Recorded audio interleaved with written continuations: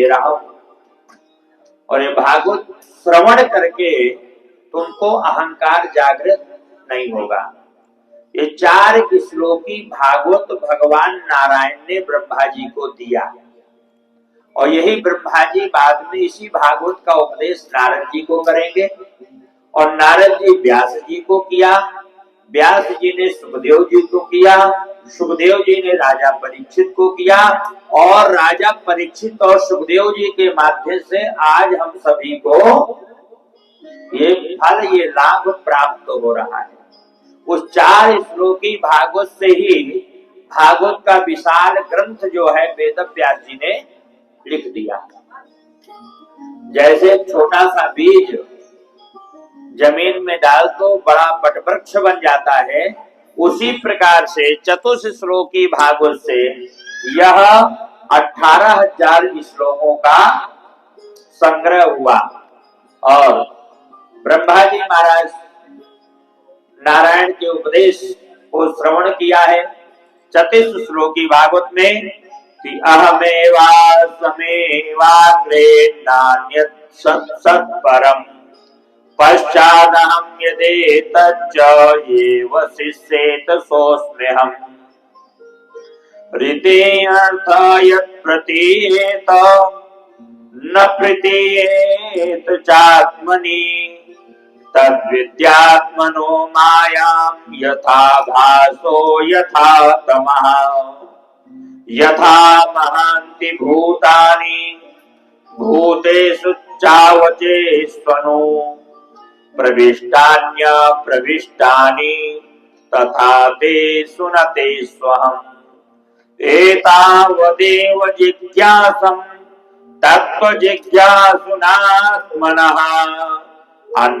अन्वव्यतिरेकाभ्यां यस्या सर्वत्र सर्वदा। इन चतुर्थ श्लोकों में नारायण ने ब्रह्मा जी को ब्रह्म का, माया का, जगत का, संसार का सारा कुछ ज्ञान करा दिया। भगवान कहते हैं कि ब्रह्मन मेरे से पहले कोई नहीं था, मेरे बाद भी कोई नहीं रहेगा। ये सारा जो ब्रह्मांड है, जो भी दिखाई देता है संसार में, ये सब मैं ही हूं। बोले महाराज आप कैसे हो? जब कोई मटेरियल नहीं है तो इस संसार को आपने बनाया कैसे? बोले मैं अपने आप बन गया। ये पूरा जो है, जो ब्रह्मांड है, जो संसार है, भगवान कहते हैं कि हर चीज में मेरी सत्ता है। ईश्वर अंश जीव अविनाशी चेतन अमल सहज सुख राशि, हर चीज में मेरा अंश है।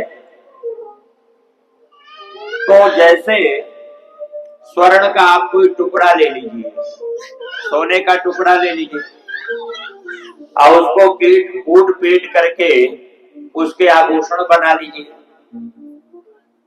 बाली बना लीजिए, कान के बना लीजिए, चूड़ी बना लीजिए, कुछ भी बना लीजिए। एक सोने के टुकड़े से आप 50 तरह के आभूषण बना सकते हैं और सभी के नाम अलग अलग है। चूड़ी है, कंगन है, अंगूठी है, कर्णफूल है। अब बोले सोने के सभी जो आभूषण है इनको एक खोखली में डाल करके कूट दीजिए। तो भगवान कहते हैं कि आभूषण से पहले भी सोना था, आभूषण बन गए तो भी सोना है और आपने इन आभूषणों को कूट दिया, इनका चूर्ण बना दिया तो भी हम क्या कहेंगे? सोना है। तो भगवान कहते हैं सृष्टि से पहले भी मैं था, सृष्टि के बाद भी मैं हूँ और सृष्टि के बाद भी मैं रहूंगा और मध्य में भी हूँ। आदि मध्य अंत सब जगह जो है हमारी ही सत्ता है।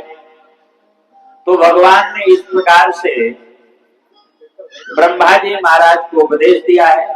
राजा परीक्षित कहते हैं कि हे भगवान, ये जो भगवान है ये भगवान मिलते किसको है? कोई 10 बार स्नान करके भगवान का भजन करता होगा तो भगवान मिलते होंगे। या कोई तपस्या करता होगा तो भगवान मिलते होंगे, लेकिन भगवान तो प्रेम के भूखे हैं। भगवान जो है प्रेम से मिलते हैं कि व्याधस्याचरणं ध्रुवस्य च भयो विद्या गजेन्द्रस्य का जातिर्विदुरस्य यादव पते रुग्रस्य किं पौरुषम् उपजाया किमुतत्र रूपमधिकम् किं तत्सुधां नो धनम् भक्त्या तुष्यति केवलं परमया भक्ति प्रियो माधवः।